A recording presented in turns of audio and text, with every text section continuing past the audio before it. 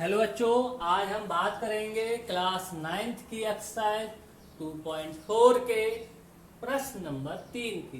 तो देखें, ये कह रहा है प्रश्न कि निम्न के का मान ज्ञात कीजिए जबकि निम्नलिखित स्थितियों में से प्रत्येक स्थिति में x - 1 px का एक गुणनखंड है।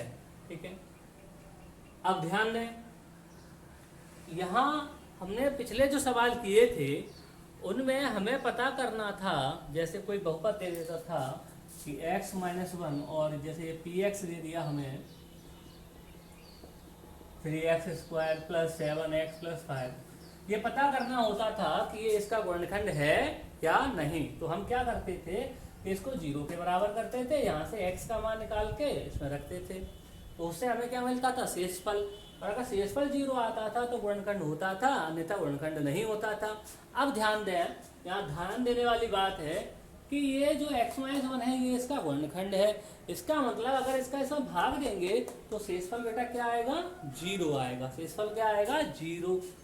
अभी तक जो हम शेषफल निकालते थे, अब वो शेषफल हम पता कर लेंगे कि शेषफल 0 आएगा। ठीक है, तो उसी विधि से हम इसको कर लेंगे। तो देखें क्या करेंगे, सॉल्यूशन लिखेंगे। यदि x - 1 बराबर 0, तो x बराबर कितना हो गया बेटा, 1। x बराबर कितना हो गया, 1। ये x का मान किसमें रखेंगे, इसमें, तो हमें क्या मिलेगा बेटा, शेषफल। तो लिखेंगे x का मान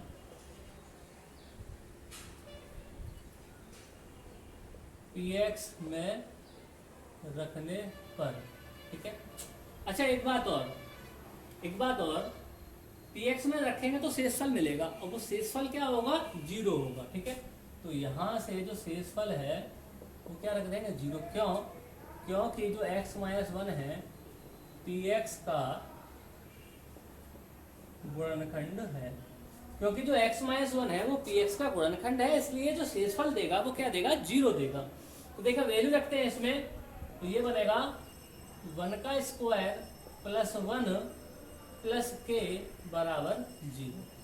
यहाँ x की जगह रख देंगे 1, 1² 1, फिर k बराबर 0। 1² 1 और 1 कितने हो गए, 2। 2 + k बराबर 0, तो k बराबर आ गया -2। तो आपने देखा कि अगर ये गुणनखंड दे रखा होता है बहुपद कोई, तो हम शेषफल को 0 के बराबर कर देते हैं और वहां से हम k का मान निकाल लेते हैं। चलिए अब दूसरा सवाल देखते हैं कैसे करेंगे इसको।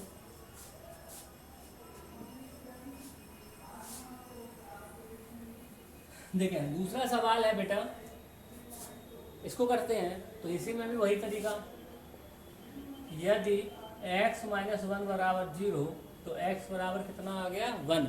x बराबर बेटा कितना आया, 1।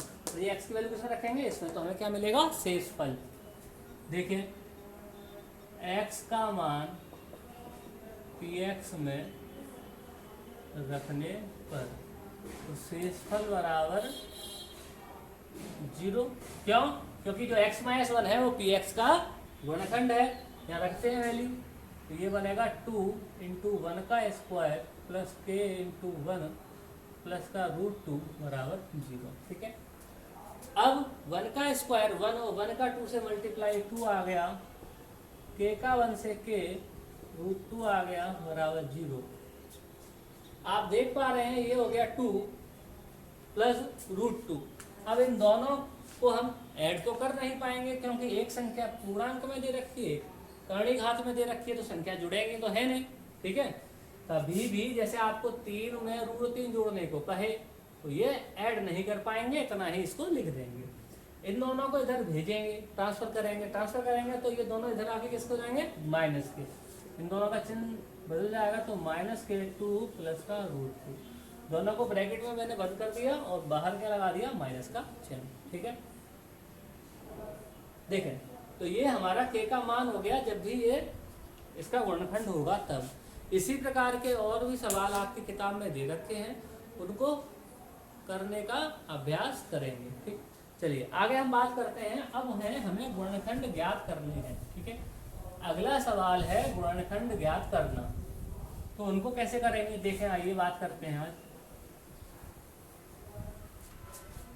जैसे हमें सवाल दे दिया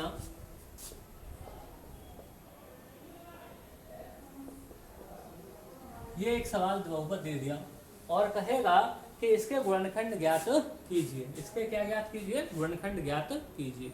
तो देखें बेटा कैसे करेंगे इसको। ये देखें 3 पद हैं, इसमें 3 पद हैं, ठीक है। तो इसमें जहां हम क्या करते हैं, जो अंतिम पद होता है जहां चर नहीं होता उसका गुणा ये जो x 2 घात वाला होता है इसके गुणांक से कर देते हैं। ये अंतिम पद का गुणा जहां चर नहीं है उसका गुणा। तो अभी हम जो सीख रहे हैं इसको, ये जो विधि का नाम मैं आपको बता रहा हूं वो विधि है मध्य पद को 2 भागों में तोड़ना। मध्य पद को 2 भागों में तोड़ना, ठीक है। मध्य पद को 2 भागों में तोड़ने वाली विधि से हम इसको सीख रहे हैं।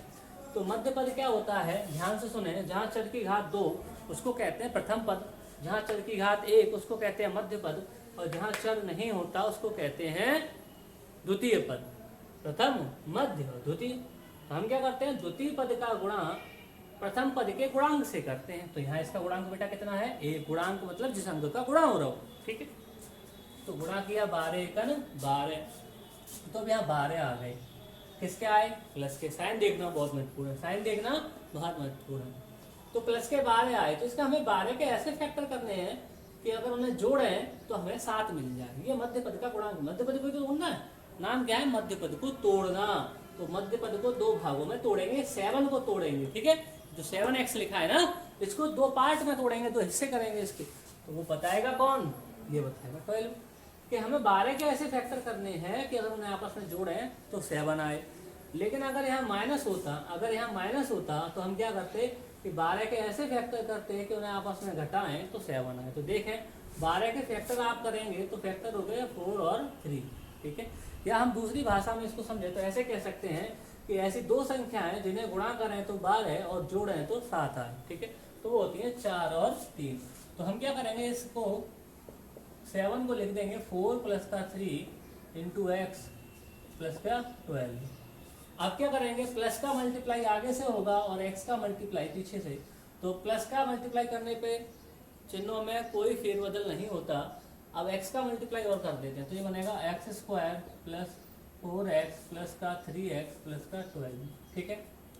अब इन दोनों में से x कॉमन ले लेंगे, तो यहाँ बचेगा x प्लस का 4। इन दोनों में से क्या कॉमन मिलेगा, देखें यहाँ पे, यहाँ 3x लिखा है, यहाँ 12 लिखा है, तो इन दोनों में से कॉमन मिल जाएगा 3। कॉमन लेने का मतलब होता है एक ऐसी संख्या जिसका दिए गए पदों में, या एक ऐसा चर जिसका दिए गए पदों में भाग चला जाए। तो यहाँ संख्या 3 है, यहाँ 12 है, यहाँ चर है x है, यहाँ x है ही नहीं। तो हम क्या करेंगे, इसमें से 3 कॉमन ले पाएंगे। तो 3 का x प्लस के 4, तो ये बचा x प्लस के 4। देखें अब यहाँ पे भी कॉमन ले लिया, तो यहाँ बचेगा x प्लस का 3। तो ये इसका फैक्टर हो गया, जो हमने बहुपद लिखा। तो ऐसा ही आपके किताब में प्रश्न नंबर 4 दे रखा है, उसमें भी आपको यही 3 पद है, 2 घात है, उसको मध्य पद की विधि से उसके फैक्टर करने हैं। तो आप उन सवालों को भी अपने आप करने की कोशिश करेंगे। आज के लिए इतना ही, बहुत बहुत धन्यवाद।